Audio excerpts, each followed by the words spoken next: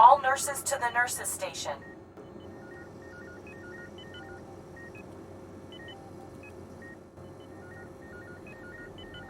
All nurses to the nurses station.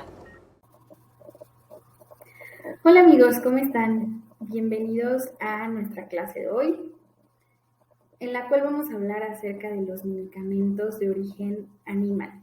La clase de hoy se titula Medicinas Bestiales. Recientemente en internet y haciendo una presentación anterior acerca de el origen de los medicamentos, que pronto también les compartiré, me encontré un blog muy especial acerca de las medicinas de origen animal en una página que se llama Naucas. Les voy a dejar todos los enlaces de donde encontré la información en la descripción del video. Y me pareció muy interesante la manera en la que aborda el tema acerca de cómo se producen los alimentos y cuáles son sus aplicaciones en la medicina. Y pues realmente es que la medicina tiene muchos medicamentos de origen animal que han sido un factor de cambio y desarrollo para nuestra práctica. Y pues a nosotros como enfermeros, obviamente nos sirve de mucho conocer este tipo de temas. Y también el 3 de marzo a nivel mundial se celebra el Día Mundial de la Vida Silvestre, y entonces pues me pareció una presentación muy ad hoc para esta celebración. Entonces vamos a comenzar con las medicinas bestiales. Muy bien. La medicina ha acompañado a la humanidad a lo largo de toda la historia. Hallar la cura de los males que nos afligen ha sido la empresa que ha empleado las más diversas mixturas de plantas, minerales y también productos de origen animal. Los productos de origen animal cuentan también con un fiel y lamentable seguimiento en numerosas medicinas tradicionales, donde se utilizan de manera recurrente desde la orina de vaca para múltiples patologías como la lepra, o el polvo de hueso de tigre o de cuerno de rinoceronte, que han llevado a estas dos especies al borde de la extinción. El Programa de las Naciones Unidas para el Desarrollo crea los Objetivos de Desarrollo Sostenible, también conocidos como Objetivos Globales, que fueron adoptados por las Naciones Unidas en 2015 como un llamado universal a la acción para poner fin a la pobreza, proteger al planeta y garantizar que para el 2030 todas las personas disfruten de paz y prosperidad. Y los objetivos que nos atañen en este día son los 14 y los 15, que son la vida marina y la vida sobre la tierra o la protección de estas. Hay centenares de medicinas contrastadas y aprobadas por las agencias regulatorias más exigentes del mundo que tienen su origen en los animales.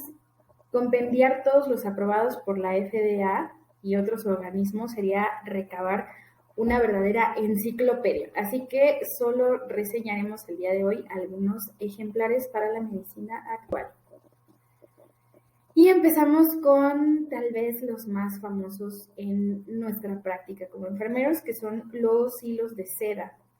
La seda es una sutura quirúrgica no absorbible compuesta por una proteína orgánica llamada fibroína, derivada de la especie domesticada de Bombyx mori de la familia Bombycidae. Las suturas se procesan para eliminar las ceras y resinas naturales, se tiñen de negro y se recubren con una mezcla de cera especial. Y esta cera especial tiene otras aplicaciones igualmente quirúrgicas, que es la cera ósea. La cera ósea es un hemostático para huesos compuesto por una mezcla altamente purificada del 70% de cera de abeja y 30% de vaselina. No tiene acción farmacológica y su efecto es puramente mecánico al rellenar los espacios dejados en el hueso después del corte, y funciona para contener la hemorragia.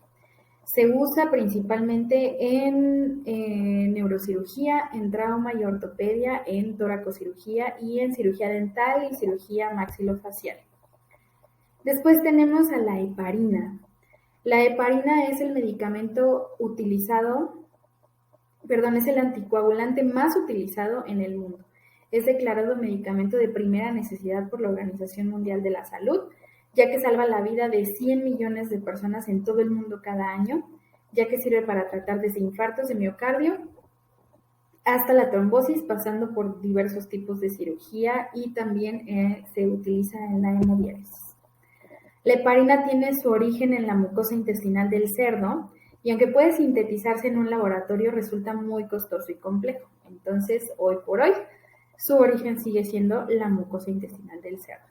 Para cubrir las necesidades globales se necesita la aportación de 800 millones de individuos de la especie porcina.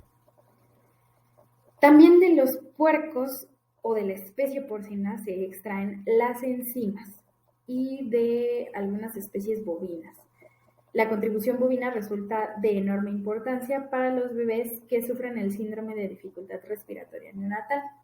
Este síndrome se caracteriza por la ausencia del surfactante pulmonar, un líquido proteico que recubre los alvéolos pulmonares, que son pequeñas bolsas en donde se da el intercambio de gases con la sangre y permite que se contraigan y expandan adecuadamente. El factor surfactante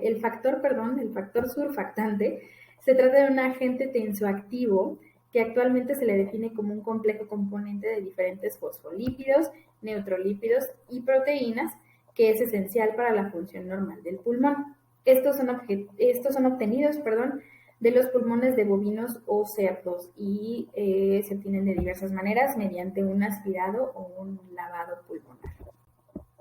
Continuando con las enzimas, que la verdad son una cosa maravillosa y estoy pensando en hacer otra clase hablando únicamente acerca de las enzimas, quiero decirles que cada vez que lavamos el instrumental quirúrgico utilizamos enzimas, ya que estos son uno de los componentes principales de los detergentes líquidos que se venden actualmente en todo el mundo, no solamente detergentes enzimáticos para el instrumental, sino también detergentes para lavar la ropa.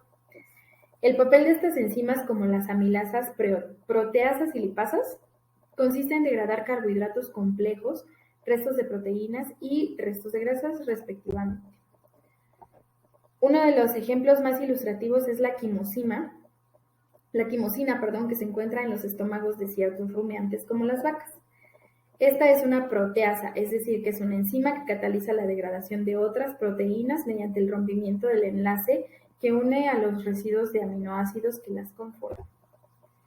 Después tenemos las válvulas cardíacas. A principios de 1965 se desarrollaron válvulas heterólogas porcinas que pronto se usaron en seres humanos. Son compuestos artificiales concebidos para reemplazar una válvula cardíaca humana que consta de un orificio a través del cual fluye la sangre y de un mecanismo oclusor que cierra y abre el orificio. Para estas válvulas existen dos conceptos, que son válvulas biológicas o bioprótesis, que son tejidos valvulares finos y están constituidas por valvas oclusoras flexibles de origen animal o de origen humano. Se desarrolló un proceso de fijación y esterilización de las válvulas porcinas empleando una solución diluida de glutaraldehído, lo que favoreció su biocompatibilidad y pues esto favorece también o más bien disminuye el índice de rechazo del implante en los pacientes. Se denomina un heteroinjerto o senoinjerto porque es cuando la válvula es trasplantada de otras especies, ya sea la válvula intacta como tal, la válvula del puerco o la válvula del cordero, ejemplo, la válvula aórtica porcina o un modelo de válvula de tejido heterógeno, ejemplo, el pericardio bovino. Después tenemos algo muy común que nosotros usamos en el hospital, que es la poligelina o el famoso gelafundin. Este fármaco sirve para compensar o evitar una insuficiencia circulatoria producida por un déficit de volumen plasmático o sanguíneo absoluto o relativo, como sucede, entre otros, en casos de choque hipovolémico o pérdida importante de la sangre. La poligelina es un derivado de la gelatina bovina extraída de los huesos, compuesta por polipéptidos, que se prescribe por vía intravenosa con el fin de recuperar rápidamente volumen plasmático y pues estabilizar a los pacientes mientras se espera la transfusión sanguínea. Después tenemos El ácido hialurónico. Las aves también forman parte de esta farmacopea animal. El ácido hialurónico es un polisacárido natural que se emplea en su forma inyectable en tratamientos cosméticos, y en traumatología y cirugía ortopédica. El objetivo de las infiltraciones de ácido hialurónico es aliviar el dolor y reducir la incapacidad funcional de las articulaciones. El ácido hialurónico o hialuronato es una biomolécula constituyente de los seres vivos, o sea, tanto nosotros los humanos como los animales y algunas plantas contienen ácido hialurónico. Se obtiene principalmente de la cresta de los gallos, del cordón umbilical y de las aletas de los tiburones, y también por fermentación bacteriana. El artículo decía que pues ya no se usan aletas de tiburón para hacer ácido hialurónico, pero pues esto está como a discusión todavía, ¿no? Porque puede ser que alguien tenga por ahí ciertos intereses y que aún se sigan usando este tipo de especies silvestres para hacer este componente, y su principal uso farmacéutico fueron las gotas hidratantes para los ojos o las lágrimas artificiales en tratamientos de pacientes oftalmológicos. Después tenemos a las muy famosas y aclamadas vacunas. No cabe duda de que su contribución más importante la hallamos en la producción de las vacunas, hablando de las aves, ya que estos medicamentos preventivos posiblemente son los que más han aportado a la prolongación de la vida humana y están constituidos por microorganismos que, atenuados e inactivados, estimulan nuestras defensas sin causarnos daño. Pero para que los virus se multipliquen, se necesitan células vivas, por eso se usa frecuentemente huevos de gallina embrionados. El embrión en desarrollo suministra una fuente de células en rápida reproducción, que son un cultivo ideal para numerosos virus. Después tenemos los antídotos contra venenos. En los caballos encontramos unos aliados perfectos para sintetizar antídotos contra los venenos de serpientes y arañas. La técnica consiste en que se inocula al equino una pequeña cantidad de la ponzoña. El animal generará defensas o anticuerpos frente a ese tóxico y esos anticuerpos serán administrados a una persona en caso de verse expuesta al veneno. Después están las antitoxinas.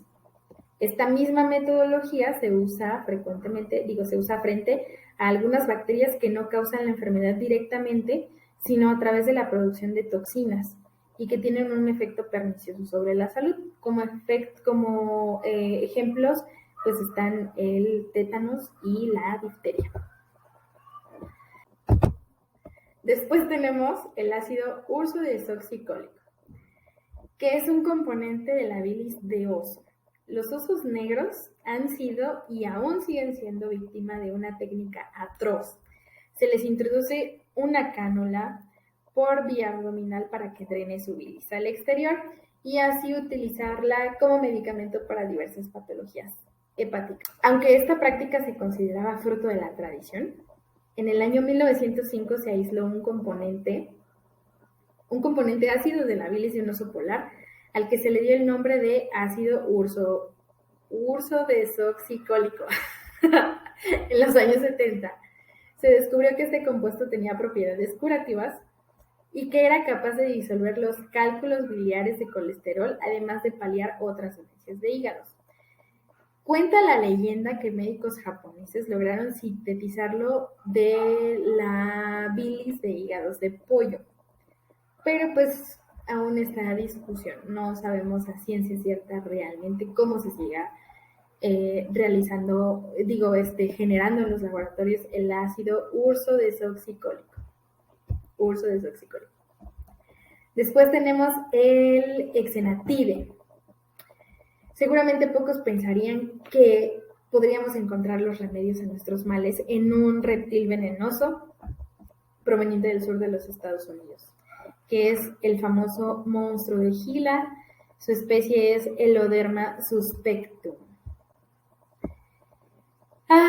Sin embargo, el doctor John Eng, que trabajaba en un centro de veteranos en el Bronx, observó que un componente de la saliva de este reptil actúa en la regulación de los niveles de insulina en sangre. Sus estudios llevaron a la aprobación de este producto, el Exenatide, en 2005 en los Estados Unidos y en 2012 en Europa para el tratamiento de la diabetes tipo 2. La exenatida es una versión sintética del Exendin 4, una hormona de la saliva del monstruo de Gila. El primer elemento que se sintetizó de la saliva del monstruo de Gila fue el Exendin 4. Después ahora ya se realiza en los laboratorios una versión sintética que es la exenatida o el exenatide.